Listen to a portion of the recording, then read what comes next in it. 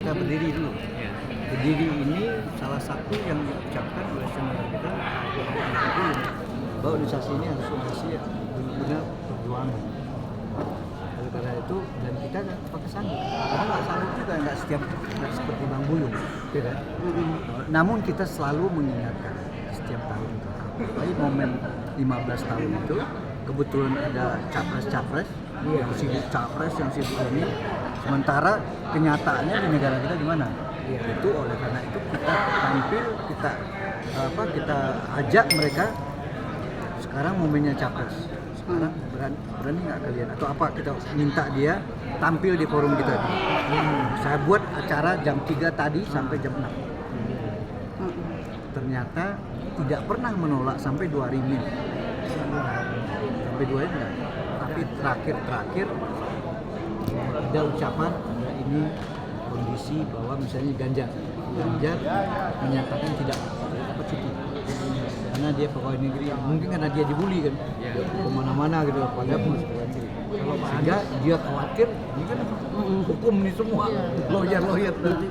Nah, itu satu. Akhirnya dia meminta kalau dia udah resmi di KPU dia dapat cuti, yuk berarti KI membuka kesempatan atau capres membuka kesempatan, silahkan nanti. Gitu. Yang kedua Anies juga tertulis kalau Anies sama ya, grupnya. Nanti kalau kalian mau saya kasih yang supaya otentik gitu kan, supaya ini bahan kita ngikat dia, ngikat mereka supaya kan berjanji gitu kan. Anies juga bilang, Anies juga bilang begitu. Terima kasih, respect terhadap KI. Namun pertimbangan saat ini ada kondisi pendukung dia. Kalau yang aman itu threshold kan cuma sih. Kalau yang lain kan apalagi kelompok Anies kena tersangka lagi sekjen, tambah kurang. Apalagi Demokrat juga digugat. Jadi mereka berpikir maju ini tuh tahu nggak dapat calon. Mungkin itu pertimbangan. Kemudian Prabowo nggak, dia tidak mengucapkan itu, tapi Anies mengucapkan kesempatan lain dia respect. Kalau mau saya bagi akan dijawab lah bisa melalui timnya, melalui tim. Kebetulan timnya itu ya beberapa pihak, cuman mungkin dia halus lah kesempatan lain. Tapi kalau yang lain saya bagi, yaitu Prabowo. Jadi melalui tim lah ya. Semuanya timnya, tapi ya ada yang tertulis. Nah, kalau Ganjar tertulis. Tim walaupun nggak jadi nama, tapi bisa kita jadi ini. Karena saya tantang kira-kira Ganjar ini benar ya. Kalau saya bilang ke pers boleh bang. Itu memang kami dengan Ganjar. Jadi saya bagi ya.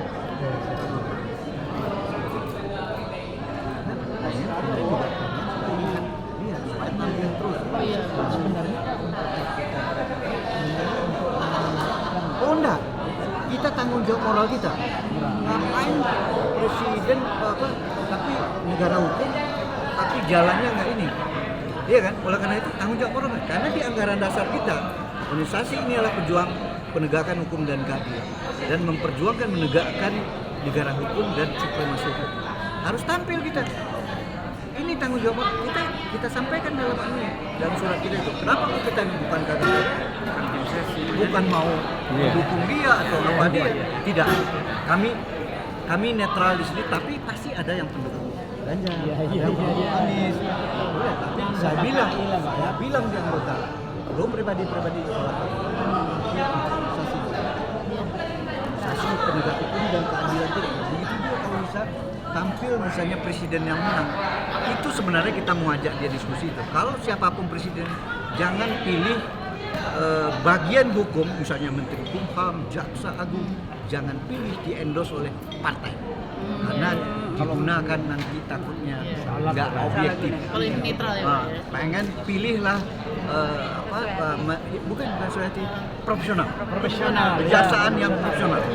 Jadi tidak ada permainan politik di situ. Kemudian pilihlah hakim atau makta ini yang Kumham yang profesional. Itu yang akan kita cetuskan kalau dia berbicara di depan kita. Izin Pak Ketum, untuk pemilu yang sekarang ini kan terdengar katanya tertutup dan terbuka. Menurut Ketum bagaimana? Nah, kalau itu kan ya demokrasi ya, pertimbangannya gimana itu kan mereka ya kalau terbuka kelebihannya kan terbuka itu memang agak ini, cuma kan populer dia tapi belum tentu kualitasnya. Ya, kadang-kadang dia banyak duit, tapi kadang-kadang isinya kurang gitu.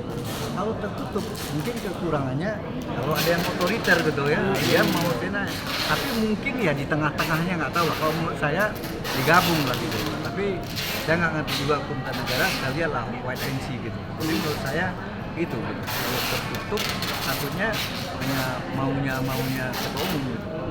Tapi sebenarnya boleh juga kalau dia yang menentukan kalau siapa yang kan dia bisa gugat juga.